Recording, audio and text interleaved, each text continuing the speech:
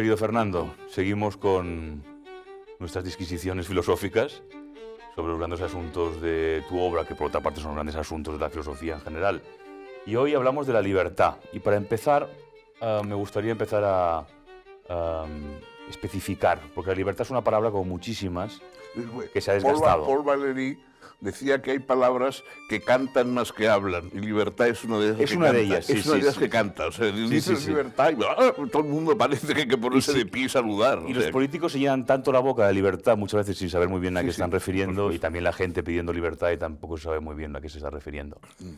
Pero los griegos distinguían entre dos tipos de libertad, como mínimo, eleucería y parresía o isegoría, ¿no? La eleucería... Bueno, es que los griegos, la idea de libertad en el sentido de, de libre dominio de uno mismo, etcétera, no lo conocían. No lo tenían todavía. Ellos tenían la diferencia entre actos voluntarios e involuntarios, ¿no? Que era un poco lo que dice Aristóteles, lo plantea en la Ética de Nicómaco, con el ejemplo del capitán de un barco que tiene que llevar una carga hasta otro puerto, es muy bueno ese ejemplo, hay una tormenta, entonces se le plantea la cosa de si se desprende de la carga y salva al barco, o intenta seguir a pesar de todo y a lo mejor se hunde con toda la tripulación, ¿no? Entonces, claro, si tira la carga, lo ha hecho porque ha querido, pero no quería tirar la carga, ¿no? O sea, no se le puede decir que es un acto libre porque ha sido forzado por las circunstancias, ¿no? Y en general eso era, o sea, la idea esta de libertad como libre arbitrio, ¿no? Esa es una idea que aparece más con el cristianismo. Sí, hablaremos de eso y también de la voluntad, que no está exactamente en Grecia.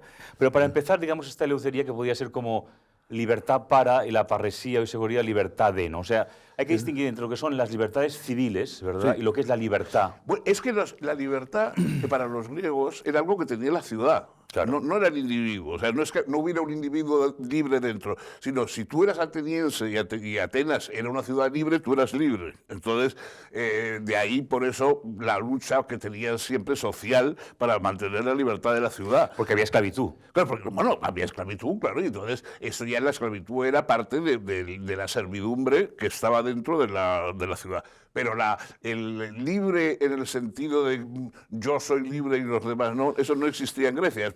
Tú eras tú eras ciudadano de una ciudad libre y por lo tanto eras libre, ¿no? Si eras ciudadano de una ciudad libre, la libertad de la ciudad es la que te alcanzaba a ti como parte alícuota, ¿no? de la libertad. Por lo tanto, la libertad tal como la entendemos nosotros es más bien un invento judío-cristiano, ¿no? Primero los judíos, como pueblo emancipado, de hecho. La privatización, por decirlo así, de la libertad, lo trae el cristianismo. Sí. ¿No? El pueblo judío, que es el pueblo emancipado de alguna manera, ¿no? Que como hijo de un Dios único, digamos, todos son iguales en ese sentido, ¿no? Y luego el cristianismo, que lo que hace es universalizar de alguna manera esa cuestión, ¿no? Sobre todo el cristianismo convierte una fe en una serie de obras determinadas que tienes que tener, ¿no? Por ejemplo, tanto el judaísmo como el islam, no es importante que tú creas o no, sino que tú hagas lo que tienes que hacer.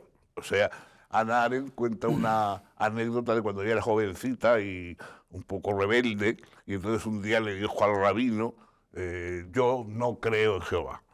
Y entonces el rabino le dijo, ¿y quién te dice que creas?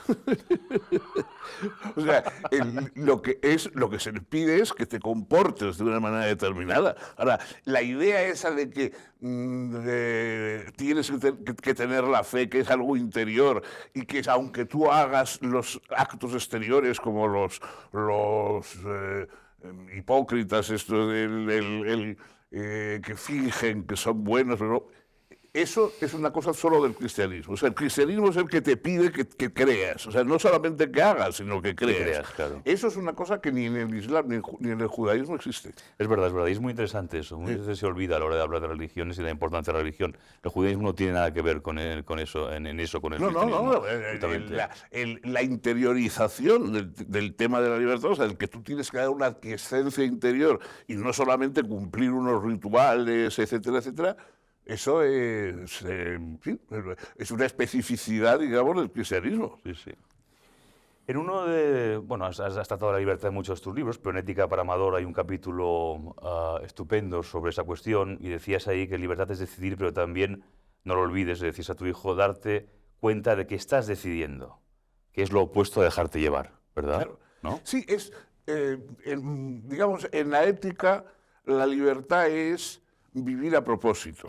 O sea, que no vayas viviendo un poco por imitación o por rutina o por simplemente pura mímesis de lo que hacen los demás, sino que tú vivas a propósito. No hace falta que hagas cosas extraordinarias y diferentes a los demás, pero lo que hagas lo tienes que hacer tú deliberadamente. O sea, esa deliberación es lo importante y por eso, bueno, eso también ya está en Aristóteles, en la Ética de Nicómaco. Es decir, que el asunto verdadero es que tú pienses lo que vas a hacer. O sea, no que de alguna manera el acto sea una cosa que ocurre a través de ti, sino que es algo que tú deliberadamente orientas en una dirección, ¿no?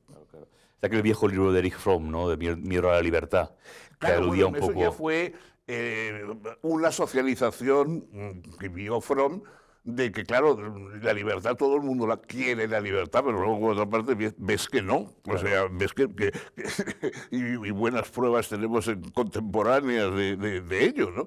O sea, todo el mundo quiere ser libre, pero cuidado, quiere ser libre siempre con buenos efectos. Claro. O sea, siempre que la libertad tenga buen efecto, siempre que la libertad me sea provechosa, es bueno ser libre. Pero claro, la libertad precisamente es un riesgo. O sea, es decir, el ser libre es arriesgarte a vivir de una manera que en cambio el que sigue una doctrina o sigue a un líder, etcétera, él es el que tiene la carga de la libertad. Incluso puede costarte la vida. Claro, ¿no? Puede estar en entonces, riesgo. el que se arriesga, el que apuesta, digamos, su vida, es libre, pero con todas las partes negativas que tiene la libertad, claro, porque la libertad es libertad también para el mal, o sea, no...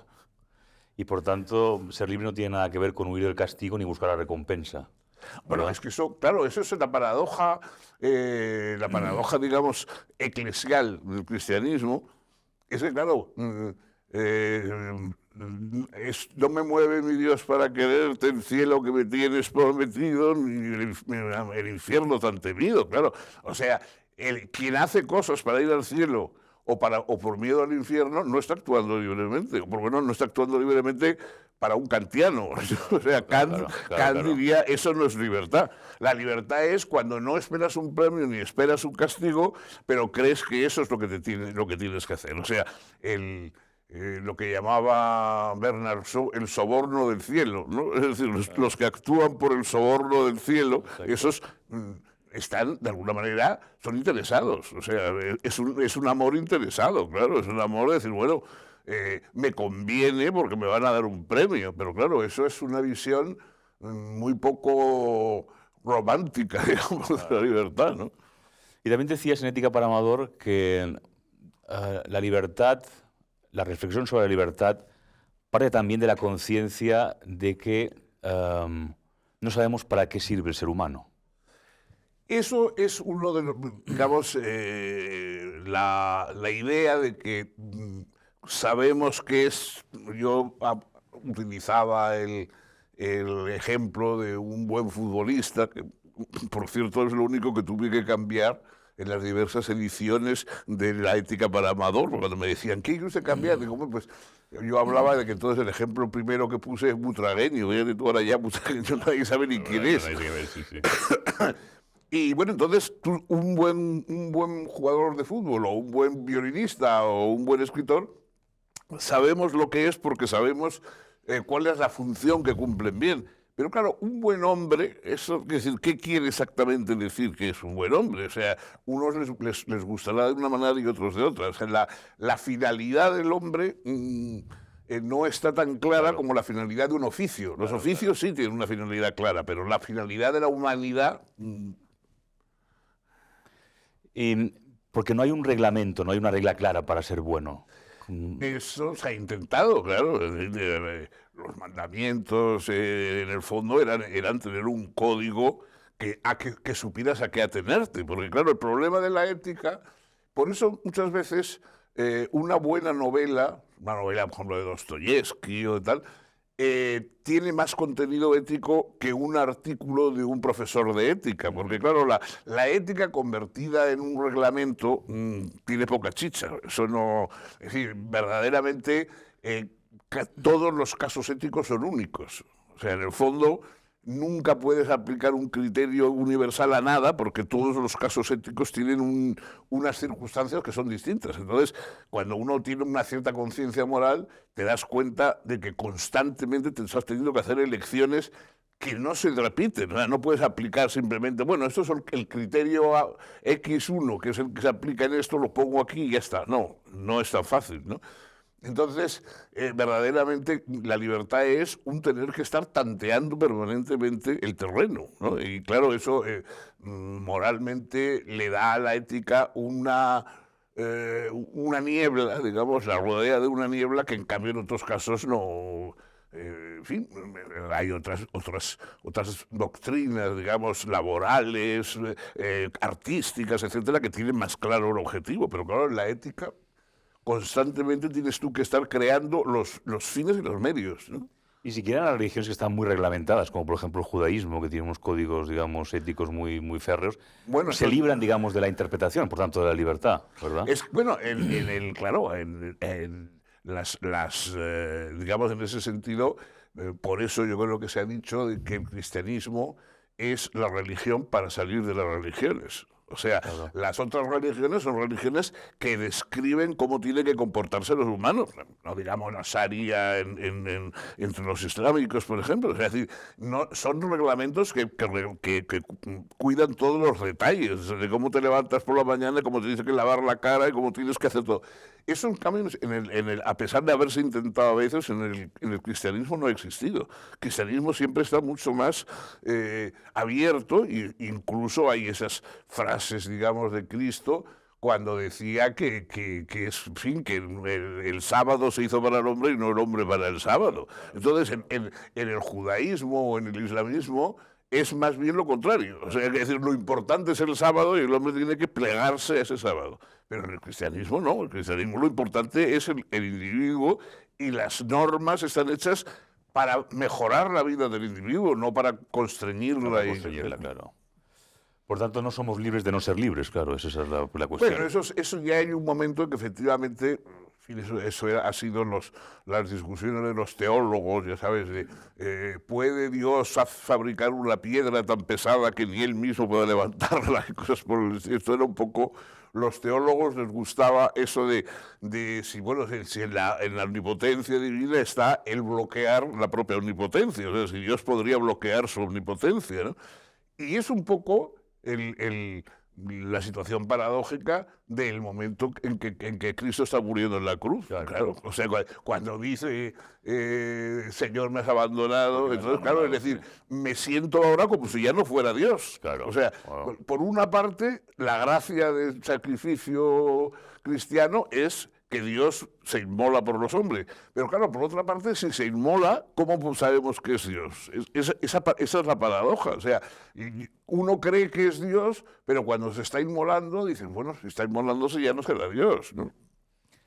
Vamos a una cuestión que tendrá que ver también con el determinismo, porque al lado de la libertad está la cuestión del determinismo, y eso es algo que se ha discutido desde siempre en la filosofía y ahora vuelve a estar, digamos, en discusión también en torno a la cuestión genética. Y dices también un momento en la Ética para Amador que el leopardo nace leopardo, pero el humano no nace humano, ¿no? Sí. O sea, que el hombre se hace, ¿verdad? Claro, hay, digamos, según dice la antropología, ¿no? Existe lo que se llama la neotenia, es decir, el ser humano nace dos veces, una del útero materno y otra del útero social. Claro. Y los dos nacimientos son fundamentales, por eso los seres humanos tienen una infancia tan larga. O sea, los seres humanos tenemos una infancia exageradamente larga comparado con los antropoides parecidos a nosotros, ¿no? Un chimpancé pequeñito en un mes aprende lo que un ser humano tiene que aprender en un año, ¿no? Porque son mucho más rápidos. Aprenden menos cosas, es más limitado pero lo hacen menos porque depende más de que ellos sepan hacer cosas evolutivamente necesarias. O sea, por ejemplo, un niño, para que se agarre a su madre, tarda el tiempo en fin, bastante. Mientras que, claro, un mono tiene que saber agarrarse al pelo de la madre porque que si no se cae del árbol. Entonces, quiero decir, tiene que aprender antes a cosas que realmente, digamos, la imitación en los seres humanos es el aprendizaje. En el fondo, la educación no es más que una mímesis forzosa. O sea, es decir, obligamos a los niños a imitarnos. Esa es la educación. No esas cosas tan absurdas de que al niño hay que dejar su espontaneidad. ¿No? La espontaneidad del niño acabaría con la raza humana. O sea, que decir, hay que forzarle, digamos, a que entre dentro de una guía que nos parece fundamental, ¿no? Y el signo distintivo, además del misterio, es el lenguaje, porque el lenguaje es algo aprendido, por supuesto, no es algo solo... El lenguaje es totalmente, quiero decir, el símbolo es totalmente aprendido, inventado. O sea, es decir, porque los experimentos que se han hecho con humanos, o que se han sabido, digamos, de humanos que no están en contacto con otros humanos, no han desarrollado lenguaje alguno. O sea, no, solo es puede que ser... no se puede llamar lenguaje. O sea, no toda comunicación es lenguaje. Claro. No toda comunicación es lenguaje. O sea, la abeja, digamos, las señales, digamos, sí. los animales efectivamente se comunican, por supuesto. Todos los seres que tienen una cierta sociabilidad se tienen que comunicar porque si no hay sociabilidad ninguna. Ahora, no se puede llamar a eso lenguaje verdaderamente, ¿no? Nabokov tenía un trocito muy bonito, yo no me acuerdo dónde, en que dice el nacimiento de la literatura. Dice, la literatura nace cuando el niño que estaba cuidando el ganado vuelve corriendo a la cueva donde están sus padres gritando el lobo, y no hay lobo. Así empieza la literatura. Así empieza la literatura, ¿no?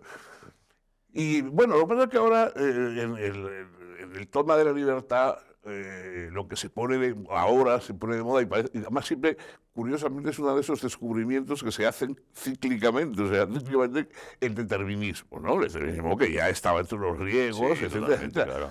Y es decir, si uno puede seguir hacia atrás los motivos, entonces no hay nadie que sea libre porque es una cadena y no se puede saltar ningún.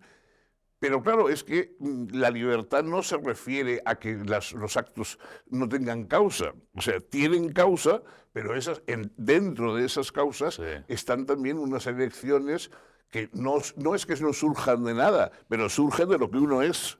Claro, ¿no? Claro. En eso Schopenhauer lo explicó muy bien. O sea, es decir, somos esas elecciones, no es que esas elecciones, digamos, sean totalmente gratuitas, que uno elija como el capitán del barco de totalmente independientes, claro.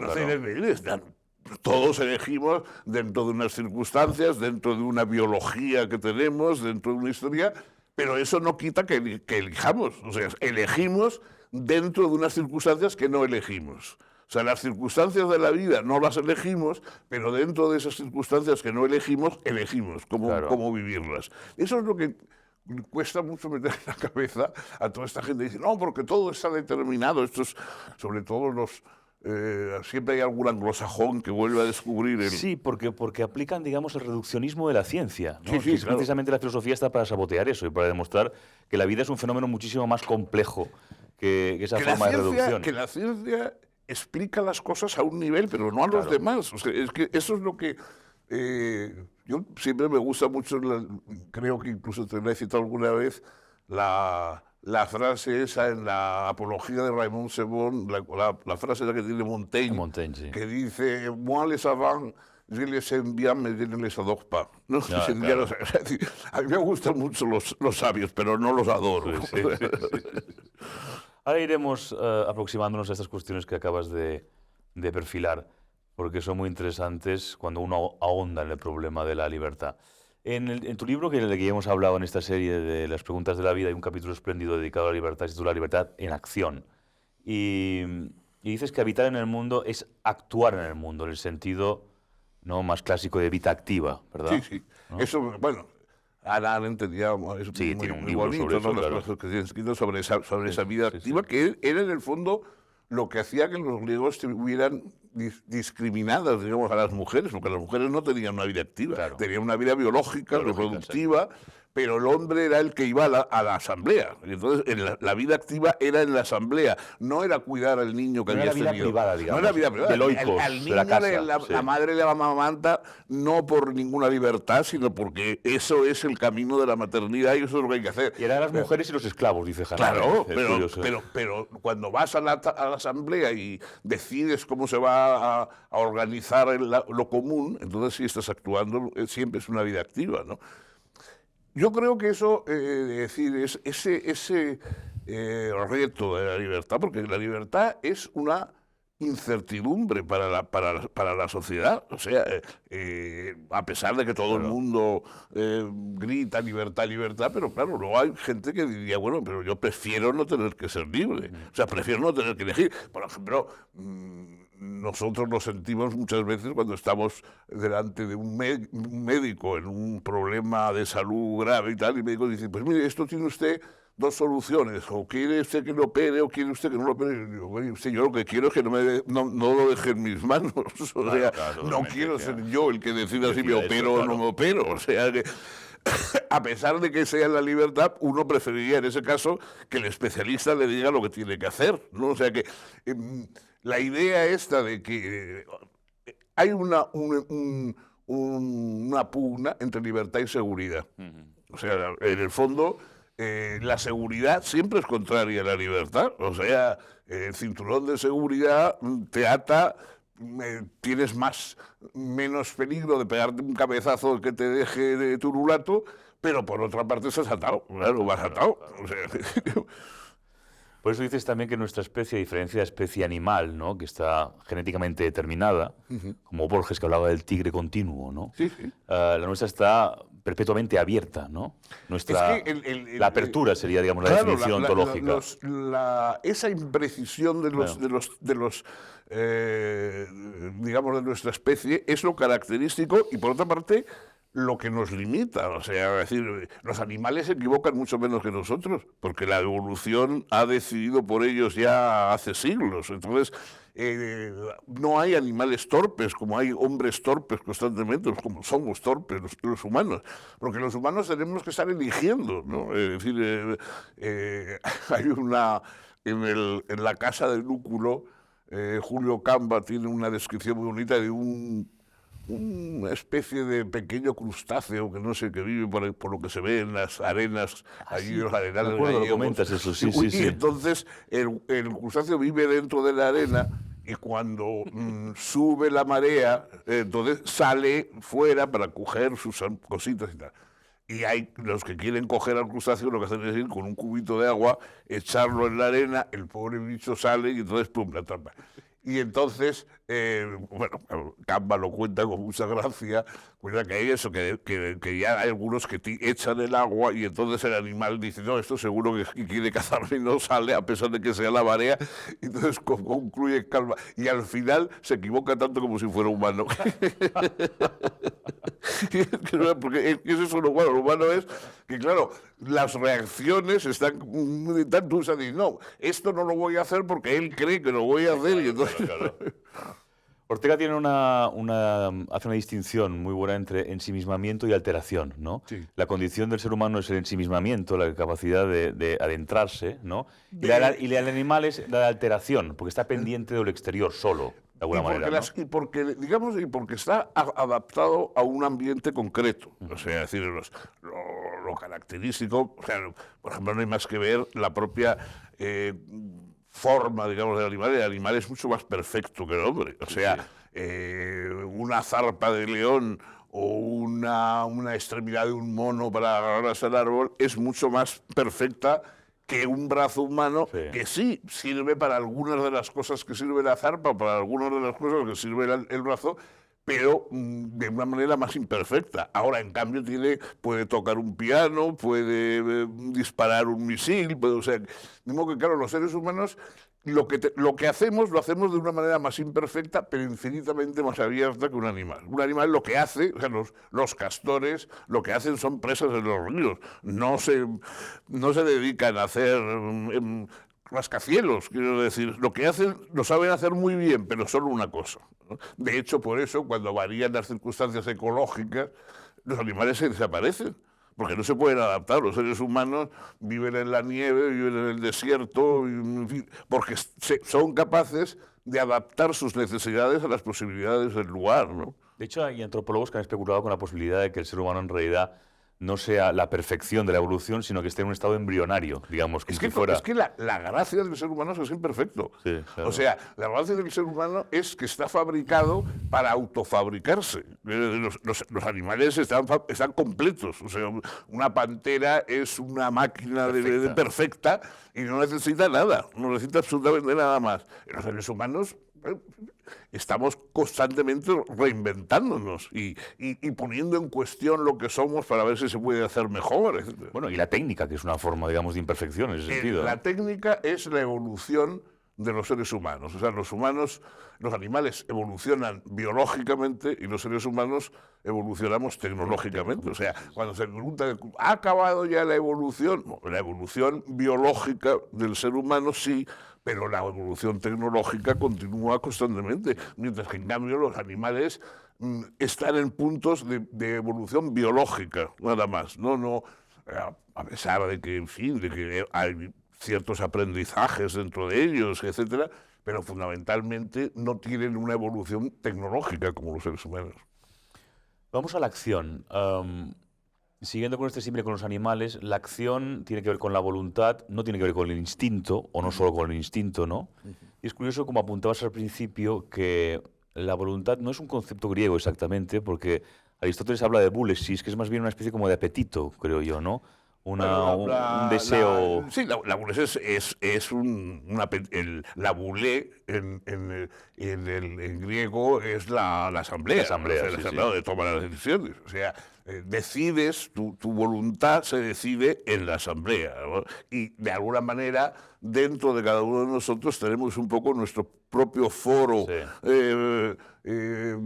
asamblea entre diversas tentaciones, diversas pulsiones, etcétera, dentro de nosotros, ¿no? Pero luego la voluntad es un concepto más bien romano, digamos, más bien cristiano, ¿no? Que se desarrolla a partir de San Agustín. Porque es por lo que te van a condenar o te van a absolver. Claro. O sea, digamos, si tú cometes un pecado, por decirlo así, por ignorancia, por algunas circunstancias que no están en tu control, no te pueden culpar. La culpa viene incluso cuando tú haces algo supuestamente bueno con mala intención. O sea, la mala intención al hacer algo, aunque desde fuera digan qué bueno es, etcétera, etcétera, pero si tu intención es mala, eso te va a condenar. No te vas a salvar simplemente porque tu obra sea buena, sino porque tu intención tiene que ser buena también. Eso, en cambio, no existe en otras religiones y, por supuesto, es la dificultad, digamos, que existe en la religión cristiana. O sea, en el último día se nos juzgará por el amor, es decir, por las buenas intenciones, pero las de verdad, no porque hayamos hecho tales o cuales cosas, sino porque hayamos hecho aquello que nos movía a hacer el amor. Claro.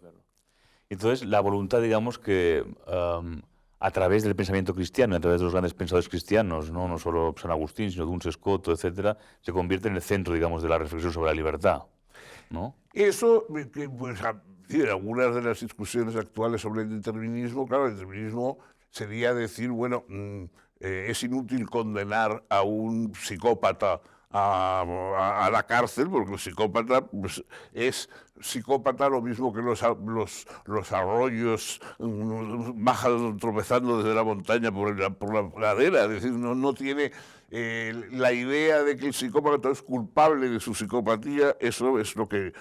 Y eso es un problema, o sea, es decir, habría que intentar, Bertrand Russell, en algunos de los momentos esos de utilitarismo social que le daban, decía, hombre, yo creo que si uno pudiera agarrar a todos los delincuentes feroces que hay por el mundo y llevárselos a una isla remota donde pudieran vivir tan contentos sin necesidad de sufrir nada, pues sería mejor porque no se causaría daño a nadie, pero se le quitaría el peligro de esos personajes en la sociedad. La idea cristiana es que hay una responsabilidad. O sea, no solamente es que uno sea culpable o, no, o responsable de lo que hace, sino que la responsabilidad es una realidad, es nuestra capacidad de decir yo he sido, ¿no? El sujeto se convierte en sujeto cuando puede decir he sido yo el que lo ha decidido, el que ha querido, etc. Y claro, la voluntad tiene unos límites. También antes citabas el episodio de la ética nicómano de Aristóteles, el capitán de navío, que para salvar el pasaje tiene que tirar la carga que llevaba. Y decís, bueno, eso no es exactamente un querer, no es una decisión de un querer. Eso es lo que quiere decir. Es decir, la tiro porque quiero salvarme, porque quiero salvar a los pobres, pero no la quiero porque quiera tirarla. No la quería tirar, de hecho. Claro, yo en un mundo perfecto no la tiraría, sino que la llevaría a puerto porque es lo que para lo que me pagan por hacer, ¿no? Pero para salvarme la tiro. Pero ese para salvarme ya introduce en mi voluntad un elemento que si no existiese yo no haría eso. O sea, yo lo hago por unas circunstancias concretas. De ahí eso es un poco lo que en las discusiones que he tenido con mi amigo Arcadio Espada, etcétera, siempre trato de introducir la idea de que las elecciones son siempre circunstanciales. Sí, claro. O sea, todos elegimos por circunstancias determinadas, ¿no? Y según vas envejeciendo, vas viendo que hay muchas cosas que ya no haces, no porque no te apetezca, porque no quieras, sino porque no puedes. Entonces ya vas cambiando, digamos. Muchos somos buenos porque no podemos ya ser malos, ¿no? Entonces que eso... Y además, aunque el determinismo genético fuera verdad, no podría eliminar la conciencia, ¿no? No podría eliminar la... Por lo menos, digamos nosotros, claro, hombre, lo que pasa es que se puede decir que eso es una forma de la educación moral que hemos tenido, ¿no? Sobre todo en el protestantismo, digamos, el pietismo de un canto, etcétera, etcétera, pues claro, influye mucho en su idea de cómo viven la acción. Hay otras culturas que viven las acciones de una manera mucho más desenfadada, o sea, las ven como circunstancias que, bueno, ahora tengo que hacer esto, mañana haré otra cosa y no pasa nada, ¿no? O sea que la forma de educar, o sea, por ejemplo, en la ética en Japón, ¿no? Está basada no tanto en la culpa, sino en la vergüenza. O sea, lo que, digamos, educa a los niños en decir, no hagas esto porque se van a reír de ti, porque todo el mundo va a señalarte con el dedo, ¿no? De hecho, la fórmula para agradecer, el arigato de los japoneses, quiere decir algo así como, qué difícil me lo pone usted. O sea, qué difícil va a ser que yo pueda devolverle a usted lo que usted está haciendo por mí, ¿no? Eso, claro, curiosamente, es mucho más difícil librarte de la vergüenza que librarte de la culpa. Porque la culpa admite una cierta rebelión. Pues sí, señor, lo he hecho porque he querido, que se jodan. Pero claro, la vergüenza, o sea, si tú estás en un banquete y te tiras un pedo, pues no puedes hacer ningún tipo de exhibición de voluntad porque es que cada vez nadie te puede absolver. Claro, nadie te puede absolver y cada vez y cuanto más hagas hincapié en lo que has hecho, más vergüenza cae sobre ti, ¿no? Entonces, la vergüenza en el fondo, de hecho, por ejemplo, en Japón, los suicidios de adolescentes, que ahora, bueno, ya se va convirtiendo un poco en generalizado por unas u otras razones, pero siempre han sido, en los suicidios de adolescentes en Japón siempre ha sido un problema porque ante la vergüenza familiar, etcétera, claro, no podían luchar. No bastaba con decir soy rebelde porque el mundo me hizo así, no, es que la vergüenza te deja de alguna manera como desarmado.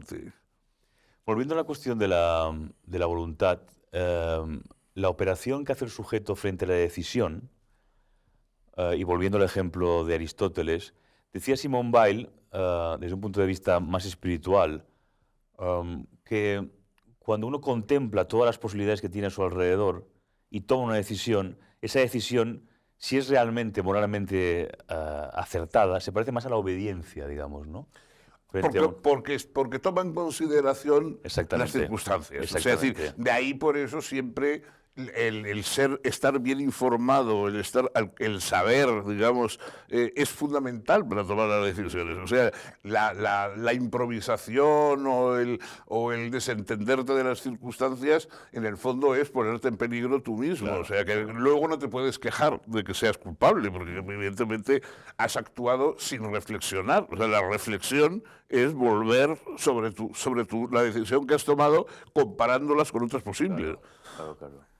Y luego, con respecto al determinismo, dices una cosa también en las preguntas de la vida muy interesante. Dices, la mera indeterminación científica no equivale a la libertad. Es decir, los electrones pueden ser imprevisibles, pero no libres, ¿no? Y de pronto dices algo ahí, das un salto que me parece insondable. Hay un momento de una enorme profundidad y dices que si nadie discute que la vida proviene de lo que no está vivo y la conciencia de lo que carece de ella, ¿por qué la libertad no podría provenir de aquellas formas materiales estrictamente determinadas? Bueno, claro. Sí, eso, el problema es dónde pones la señal. Quiero decir, ¿a partir de qué? O sea, evidentemente la libertad actúa en un mundo determinado. O sea, el mundo está determinado, los fenómenos atmosféricos, la temperatura, las catástrofes naturales, las inundaciones, los microbios que nos roen, etcétera, etcétera. Esas cosas no dependen de nosotros. O sea, la libertad es qué hacemos con todo eso. Claro, exacto. Y dices que hablar de libertad no implica renunciar a la causación, sino ampliarla y profundizar en ella. Claro, o sea, es decir, la libertad tiene que admitir que estamos actuando en un mundo desconocido, en un mundo...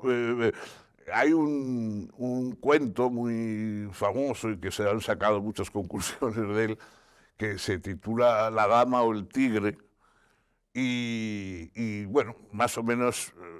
te lo resumo, la cosa es más rica en el cuento, pero un joven pues se enamora de la princesa, de la hija del rey de un país.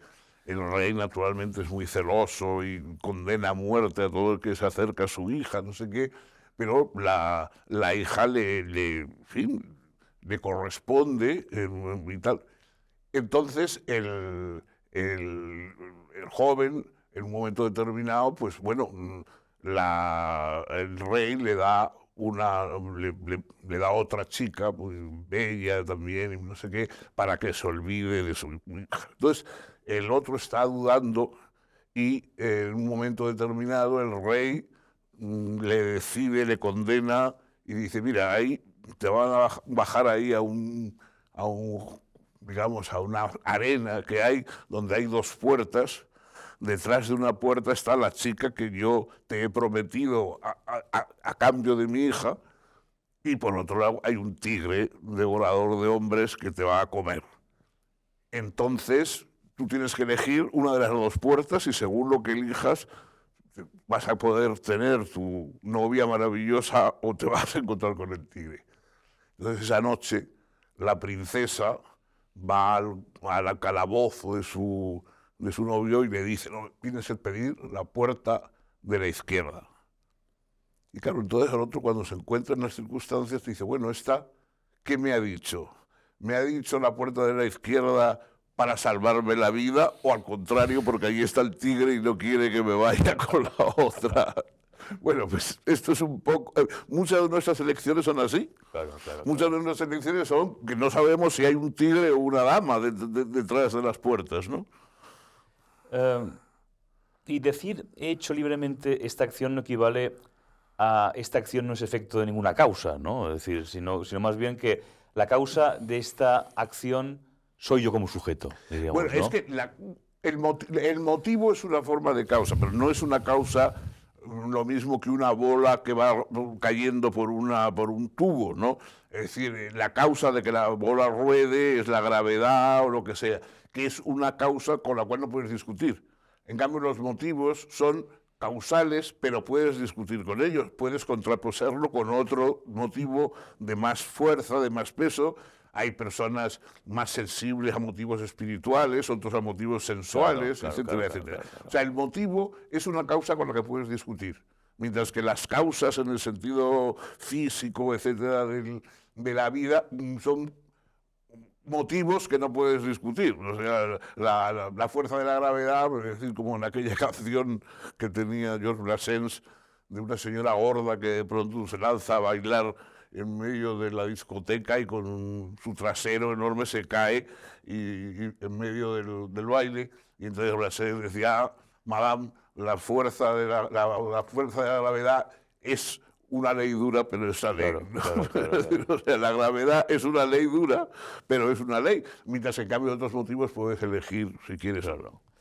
Y determinismo genético, que como decíamos está de moda, el problema es que tampoco soluciona nada. En el caso de que nos pusiéramos de acuerdo, no solucionaría nada, porque aunque nos explique... Eso de decir no, la libertad no existe. Es decir, bueno, ¿eso qué quiere decir? Pues la libertad es para cobardes, como he oído alguna vez, es una tontería. No, es decir, bueno, es que nadie ha dicho que la libertad sea la omnipotencia. O sea, por ejemplo, pues, el único ser libre en el sentido de omnipotente sería la divinidad, que no tendría, o sea, tiene un poder ilimitado. Normalmente confundimos, dice, yo no soy libre porque no puedo subir al Monte Everest. Bueno, evidentemente es verdad, yo no puedo subir al Monte Everest, aunque es una hipótesis enloquecida, podría intentarlo, ¿no? Pero es verdad que no puedo hacerlo, pero hay cosas que no puedo hacer, como mismo que no puedo correr 100 metros lisos en 3 segundos, o sea, pero eso no es una imposibilidad en el sentido de la libertad, sino en el sentido de que no está a mi alcance, de que tenemos limitaciones y no podemos echar a volar de un 8º piso por la ciudad. O sea que precisamente la falsa libertad que tenemos en sueños es que en sueños podemos hacer cosas que físicamente no podemos hacer. Pero en el sueño sí, porque en el sueño no hay las restricciones que tenemos en la vida cotidiana, ¿no? En las preguntas de la vida tú distingues entre 3 formas de libertad que me parece muy interesante la clasificación. Uno sería esa libertad que contempla la perspectiva de éxito, ¿no? Como el proyecto, digamos, ¿no? Porque si no, no existe, ¿verdad? La libertad, digamos, sin una esperanza, digamos, de éxito. La libertad puede servir para hacer proyectos, o sea, es la libertad, digamos, de o para, ¿no? Es decir, un poco en esos análisis que hizo Isaiah Berlin, sí, ¿no? de que en una sociedad lo que queremos es ser libres para poder hacer cosas. No, digamos, es bueno, por ejemplo, la libertad de tener una seguridad social, aunque eso limita nuestras posibilidades. Por otra parte, es una libertad que nos libra de enfermedades, etcétera, etcétera, y eso es positivo. O sea, por eso yo te decía que hay una contraposición entre libertad y seguridad. Es decir, a los niños pequeños podríamos no educarlos, a ver si en el mundo aprenden ellos, en fin, y hay muchos padres que hacen eso. Pero claro, eso es mucho mejor imponerles una educación, porque esa educación les va a librar, les va a ayudar luego a tomar decisiones por su cuenta, ¿no? O sea que la idea de la libertad también tiene un aprendizaje. Hay que aprender a ser libres. Y la educación fundamentalmente es eso, ¿no? Hegel, por ejemplo, dice eso. Dice, no, lo importante no es ser libre, sino llegar a ser libre.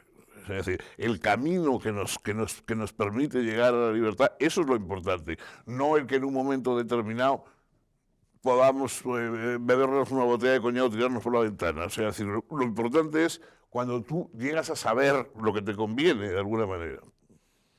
Y hay una cuestión adyacente que es la vida considerada como proyecto, es decir, como un quehacer, ¿no? Que la vida debe hacerse. Y hay una cuestión en la que Ferlosio se rebeló un tanto, creo, contra la idea, por ejemplo, de Ortega, que considera que hay que buscar un sentido a la vida, ¿no? Y decía Ortega, decía Ferlosio, en contra de ello, que una vida feliz no se interroga nunca por su sentido, ¿no? ¿Cuál sería, digamos, tu apreciación de esta cuestión? Ahí ya sí que es un mundo de planteamientos culturales diferentes, ¿no? Sí. Hay, sobre todo en Oriente, hay la posibilidad de que alguien, la vida, digamos, no tiene más que vivirse, no hay que estar constantemente justificándola y proyectándola y sacando certificados. O sea, la vida no son unas oposiciones, ¿no? No tenemos que estar viviendo como si nos presentáramos Sí. a un Sí, cargo sí, o a sí, otro, sí. sino que, en fin, vivimos sin necesidad de estar arriesgándonos permanentemente a que nos suspendan, ¿no? En la vida. Y en cambio hay otros que no ven la vida, sí.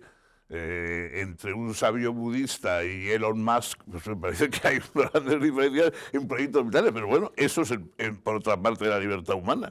O sea, la libertad humana la puedes ver la vida como la ve uno de estos de tecnócratas ketaminados, esos, ¿no? O la puedes ver como un sabio hindú, ¿no? La diferencia, por ejemplo, de la palabra sabio, o sea, un sabio de la antigüedad era una persona que sabía vivir, no que sabía cosas. Claro, Mientras que ahora sabio es Einstein, Sí, pero no, aunque viva peor que un perro de la calle. La segunda tipología de libertad que comentas en las preguntas de la vida es una que, digamos, podría escribirse al estoicismo, que es nadie puede obligarme a nada. No puede obligarme, por ejemplo, por mucho que me encierren en una cárcel, a renunciar a mi libertad interior. No me pueden obligar a odiar a mi torturador tampoco, por ejemplo, ¿no? Eso es en la teoría de los estoicos. Sí. O sea, los estoicos decían, es decir, al ser humano le puedes destruir, pero no le puedes obligar a nada. O sea, no le puedes obligar a mentir, no le puedes obligar a odiar. Es decir, las cosas importantes de la vida están en el ánimo del que las ejerce. Entonces, efectivamente, pueden tener consecuencias muy malas para ti si caes en manos de un tirano que te exige tal y cual, pero está en tu mano también desafiar al tirano. Es decir, los mártires cristianos, etcétera, siempre es las biografías de los mártires son un recital, digamos, de torturas asumidas, diciendo, aquí estoy yo. Pues Nietzsche llamaba a los estoicos los toreros de la virtud, porque estaban como el torero, y digo, venga, aquí estoy yo, ¿no? Y el tercer tipo de libertad es el que defines como podemos querer lo que no queremos y no querer lo que queremos. Es decir, esa especie como de Bueno, casi es que, de claro, es aporía. que ahí ya, a partir de Freud, todos tenemos bastantes miramientos antes de decir qué es lo que quiero y qué es lo que no quiero, porque claro, evidentemente, en parte nosotros queremos unas cosas, pero o creemos que queremos unas cosas y luego resulta que en la realidad no las queremos, ¿no? La frase de Ovidio en las Metamorfosis, video meliora provoque, deteriora sequor, ¿no? Sí. Veo lo que es bueno y lo apruebo, me parece estupendo, eso es lo que yo quiero, pero luego algo peor. Sí. O sea, que no, no me parece tan estupendo.